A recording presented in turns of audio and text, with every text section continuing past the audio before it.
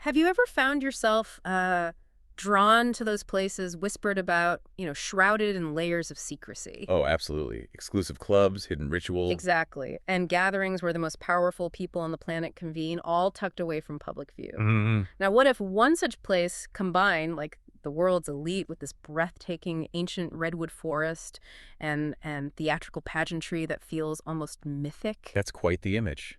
Welcome, fellow learners. Today we're embarking on a deep dive into the truly unique, often misunderstood world of the Bohemian Club and its legendary summer encampment, the Bohemian Grove. Yeah, there's a lot of myth around it, isn't there? There really is. So our mission today is to cut through the sensationalism and unpack the reality behind this enigmatic institution. We're drawing from, all the sources provided, historical accounts, journalism, to uncover its surprising origins, its traditions, and this blend of influence and artistry. You want those aha moments, right? How did an artist club become this? A retreat for presidents and CEOs. Precisely.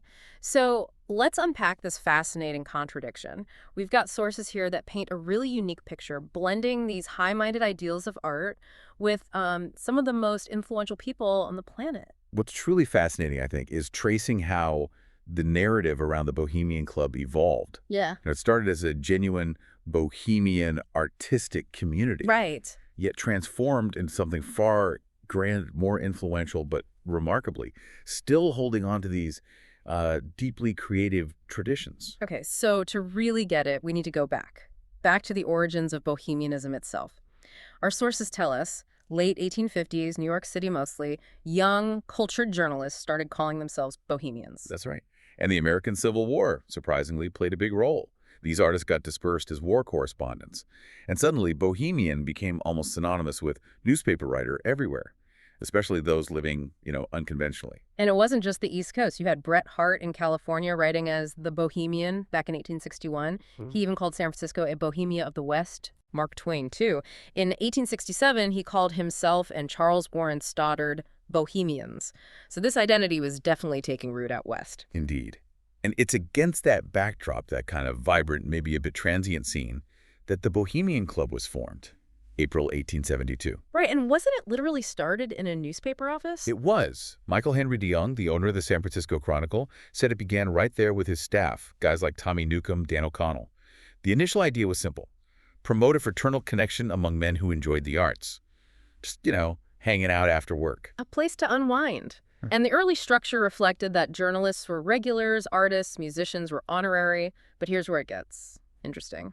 The pivot. The shift, yeah. The sources show the rules relaxed pretty quickly. They opened the doors to people with, maybe fewer artistic talents, but definitely deeper pockets. More financial resources. Exactly. And that was the pivotal moment. This subtle shift allowed the wealthy and powerful to gradually gain control. Eventually, the original Bohemian members were actually the minority. Right. And then the established respectable members, sort of. They redefined Bohemianism itself, expanded it to include bon vivants, outdoorsmen, art appreciators, basically bending the term to fit them. Which makes Oscar Wilde's comment just perfect, doesn't it? When he visited in 1882. Well, this is a classic. What did he say again? I never saw so many well-dressed, well-fed, business-looking bohemians in my life. Perfect. It nails that contradiction. Yeah. Even someone like the poet George Sterling, who had these, purist views on bohemianism, he still hung out there carousing with artists and industrialists at the Grove. It really highlights this complex, maybe even ironic blend. It really does. And it reveals something powerful, I think. Even the world's most influential figures seem to crave that artistic expression, that sense of community. But the club's evolution also shows how patronage, over time, can subtly but decisively eclipse, even redefine that original spirit, bend it to serve new, more powerful agendas. That's a really sharp insight. So let's dig into that transformation more. What specifically allowed a club started by, like you said, cash-strapped journalists in a newspaper office to become this super exclusive haven for titans of industry and politics? Was it just money or something else? Well, money was definitely a huge part of it, but also influence, sheer concentrated influence. Modern membership lists are secret, obviously, but the historical records, they show honorary members like Richard Nixon, William Randolph Hearst. Big names. Huge. And the roster consistently drew U.S. presidents, often before they were elected cabinet officials.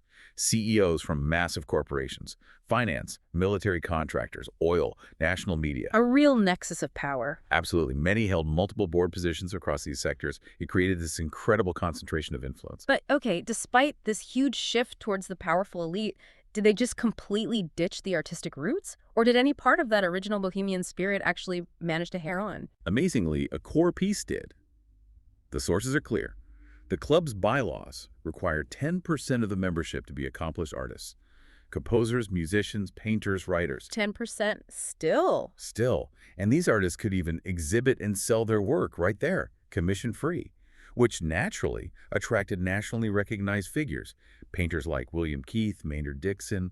It's a fascinating paradox that's endured. It really is. And to truly grasp the scale of this, we need to talk about the physical heart of the club, the Bohemian Grove itself. This isn't just, a weekend camping trip. Not at all. We're talking a 2-week annual encampment, Sonoma County, California. Yeah. 160 acres of old-growth redwoods, some over 1,000 years old, 300 feet tall. It's awe-inspiring. William Henry Irwin, that writer, he described it so vividly. He said, you come upon it suddenly, one step and its glory is over you, a world of height above you. Just this overwhelming sense of seclusion, of majesty. Exactly. You're instantly cut off in this ancient, massive space. And within this, sacred feeling forest, you find the camps. 118 of them, apparently, back in 2007. And these aren't just places to sleep. They're described as the primary sites for forming high-level business and political connections. Right. It sounds less like a simple retreat and more like a very, very exclusive power networking summer camp. Totally. And where did this whole encampment tradition even start? The origin story points to Henry Edwards. He was an English stage actor, writer, entomologist, quite the character, and a founding member. Apparently, a gathering held specifically in his honor was the event that sparked this tradition of the summer encampments. Huh. Just one event kicked it off. Now, that famous motto, "Weaving spiders come not here," what's the real deal with that? It sounds like leave your business at the door. That's the idea, ostensibly. Leave outside concerns, especially business deals, outside the grove.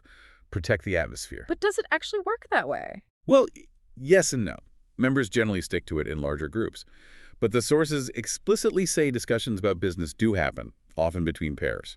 And crucially, important political and business deals have been developed at the Grove. Ah, okay. So it's more of a cultural guideline for the main events, not a strict ban. Precisely. More an ideal than an ironclad rule for every interaction. The club also has these striking symbols, right? Like the patron saint. Right, John A. Public. The legend is he died rather than reveal confessional secrets.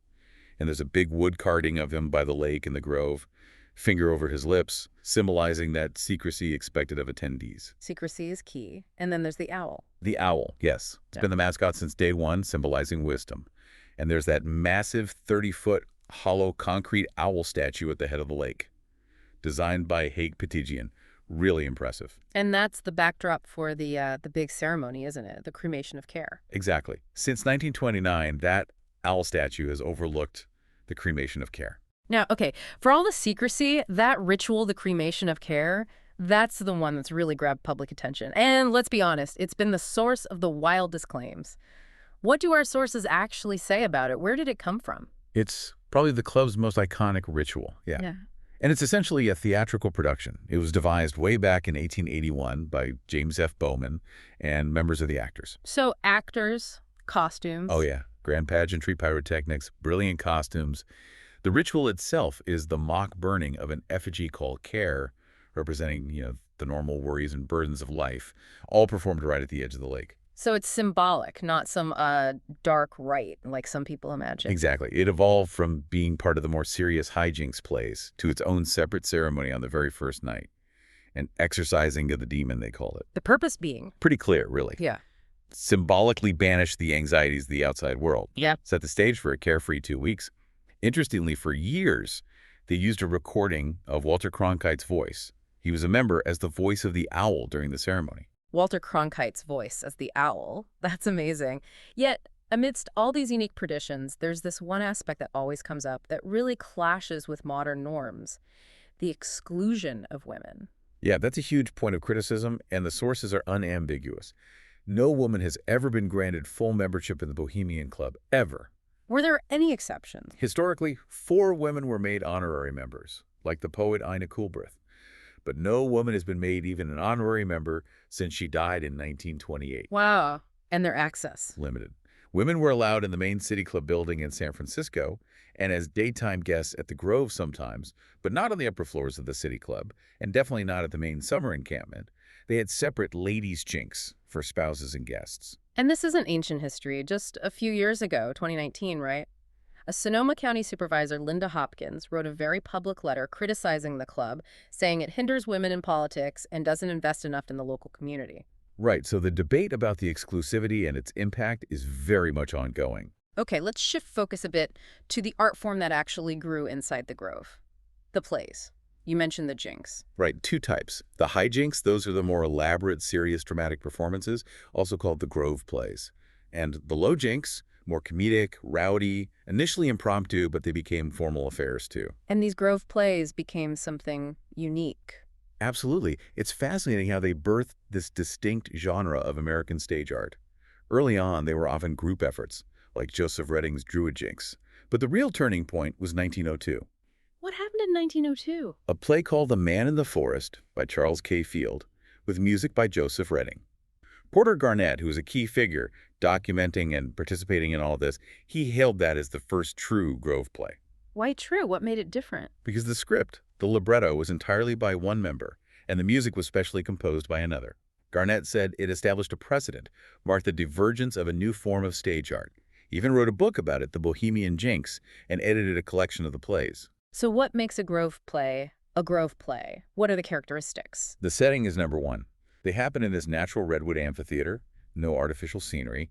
One member famously said, "God Almighty was our stage carpenter." Ha, love that. They blend everything, dialogue, songs, choruses, dances, orchestral music. And thematically, is there a common thread? Very often, yes. Mm-hmm. That character, Care, we talked about, the malign figure representing worldly woes, is traditionally introduced. He stalks the plot and eventually gets vanquished and slain, which of course leads perfectly into the Cremation of Care ceremony. Provides the rationale. Exactly. And the stagecraft itself is pretty incredible, especially for amateurs in a forest.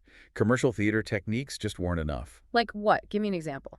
Okay, so in the Hamadryads, 1904, wood spirits apparently emerged from what looked like solid trees using cleverly hidden canvas and bark. They even used acetylene jets for effects. The same play had a luminous shaft of Apollo descent. Wow. Okay, that's serious effort in the middle of the woods. Totally. And in The Triumph of Bohemia, 1907, the Spirit of Fire shot flames from his helmet and torch. And get this, they used artificial owls with workable wings for a scene where an owl flies and transforms into a youth. Movable wings on an owl prop. Yes. The sources say 2 engineers and 3 assistants worked for 2 months just on that effect. That's not a casual skit. That's dedicated theatrical engineering. Unbelievable. For an audience of only members and guests. And that's the core of it, according to What? Porter Garnett. These plays are produced without thinking about the world's praise. They're not usually published, seen only by members and a few invited non-Californians. He believed this intense exclusivity fostered a unique artistic sincerity. The amateur spirit in its highest, he called it. Let's touch on a couple of specific play examples from the sources. Owl and Care, 1906. That was right after the big San Francisco earthquake, wasn't it? It was, and it was framed as a defiance of Care, who had just hit the community so hard. It featured the voice of the dead tree Care versus the living tree Love. And, naturally, Love won. A bit of catharsis, maybe. And George Sterling's The Triumph of Bohemia in 1907. That one's very thematic. The spirit of Bohemia defends the grove against woodmen and Mammon, the spirit of Care, who tempts people with power, opulence, and bliss. Bohemia counters, offering clean toil and sleep, beauty, loving friends, and honorable days. A real moral battle. And The Sons of Balder? Norse mythology? Yeah, 1908. Norns, Loki as Mammon, a dragon, Baldur. The whole 9 yards. Classic good versus evil, fate versus free will, all played out amongst the redwoods. These were clearly ambitious productions. Porter Garnett even compared them to something else historically. He did. He noted a strong resemblance, despite independent development, to the Elizabethan masque, 16th, 17th century Ben Jonson. How so? What are the similarities? Dialogue, singing, dancing, elaborate costumes, big special effects, personified virtues and vices. Very similar elements. But there was a key difference. Scenery. The masque was courtly, used lavish, movable scenery. The Grove plays famously used the natural environment. The redwoods were the set. Okay, so stepping back, what does this all mean? We're not just talking about fancy campfire skits here, are we? This sounds like a genuinely unique art form, almost completely hidden from the public. Right. It raises that question. Is the artistic integrity somehow preserved Yeah. because it's not commercial, because it's just for the club and the pleasure of friends? Or does that exclusivity actually limit its impact, keeping this potentially fascinating tradition locked away? A really interesting tension there. Now, let's pivot. For all the art and, letting off steam, the Grove has this really serious side too. A place where actual world-changing decisions were potentially discussed or made. Absolutely. And a huge one jumps out from the sources. September 1942, a meeting at the Grove that was a key planning session for the Manhattan Project. The Manhattan Project, wow, leading to the atomic bomb? Correctly. The attendees were, well, a who's who. Ernest Lawrence, J. Robert Oppenheimer, heads of the S-1 committee, the wartime atomic research body presidents of Harvard, Yale, Princeton, people from Standard Oil, General Electric, military officials, All meeting in the woods. hosted by Lawrence and Oppenheimer themselves. It's an event club members are reportedly quite proud of. But despite the intense security that must surround a place like this, its mystique has led to people trying to get in, right? And some succeeded. Oh, yeah. Several notable infiltrations over the years, which really shows the public fascination and the controversy. Look who. Well, back in 1980, Rick Clyer got in posing as a worker, wrote about it for Mother Jones. Then in '89, Philip Weiss from Spy magazine spent 7 days inside pretending to be a guest before he got caught and arrested. 7 days. And then there was the Alex Jones incident. Right, in 2000, he and his cameraman Mike Hansen snuck in and filmed the Cremation of Care. Jones made those controversial claims about it being a ritual sacrifice, although filmmaker John Ronson, who saw the footage too, basically called it an overgrown frat party. Quite a difference in interpretation. And then a couple years later, 2002, this guy Richard McCaslin, the Phantom Patriot, got arrested inside for setting fires. He was armed and wearing a skull mask. Yikes. So the Grove, this place meant for escaping care, became a site for atomic planning and a target for infiltrators. That really underscores the duality, doesn't it? Secrecy breeds curiosity, and power attracts scrutiny. It absolutely does, no matter how high the walls, figuratively speaking. And the club's faced more recent issues, too, highlighting its place or maybe misfit in the modern world. Like what? Well, in 2019, Sonoma County decided they wouldn't provide law enforcement security for the encampment anymore. There was also that logging permit controversy back in 2009, conservation issues. Right. And just last year, 2023, a lawsuit filed by workers alleging wage theft. So the outside world keeps intruding in different ways. Yeah. Okay, let's try to wrap this up. We've journeyed from the humble start in a newspaper office Right, ink-stained wretches. to this towering redwood encampment, a real blend of art, power networking, and these very guarded traditions. We saw how a journalist club became an elite haven, but somehow kept this vibrant amateur spirit in its theater. The Bohemian Grove really does stand as this testament to maybe an enduring human need, community, ritual, a break from care, even for the most powerful people. Yeah, it's a place where, unbelievably, atomic bomb plans were discussed. And elaborate plays about fighting Mammon were staged, all under that giant owl statue. It's quite the juxtaposition. This whole deep dive, I think it shows how deeply interwoven culture, power, and just human connection can be, even in the most unexpected, most exclusive places. It's this paradox, isn't it? Some of the world's most influential people seeking refuge in ancient traditions and just storytelling. Mm-hmm. The power of narrative. Maybe the story of the Bohemian Grove reminds us that, whether you're a journalist, a CEO, or just deeply curious like us, there's always this desire for a place to shed the woes of life, embrace a bit of magic, and maybe craft a good story, even if it's only for a chosen few. Makes you wonder. It really does. So here's a thought to leave you with. What care would you want to cremate, given the chance?